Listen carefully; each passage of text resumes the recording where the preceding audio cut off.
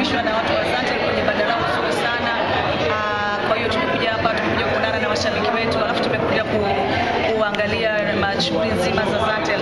And kwa ufupi tu labda nikupe recap ya tumeshafanya nini mpaka sasa hivi na Epic Bongo Sasa. Tumeshamaliza usaili pale mkoa wa Dodoma. Usaili ulienda vizuri sana. Tukatoka pale tumeenda Zanzibar, tumeshapata washiriki wetu wa Zanzibar, na jana tu tumerudi kutoka Lindi, na Jumamosi hii tutakuwa pale Triple A Arusha. Tutakuwa pale Triple A Arusha kuja kuwashika wale watu wa Arusha, na tunajua kuna watu wakali sana pale Arusha. Kwa hiyo nataka kusema kwamba kama wanaotazama sasa hivi watu wa Arusha ambao wana kipaji, msiogope kutoka, njooni mfunguke. Milioni 50 mchezo anachezea.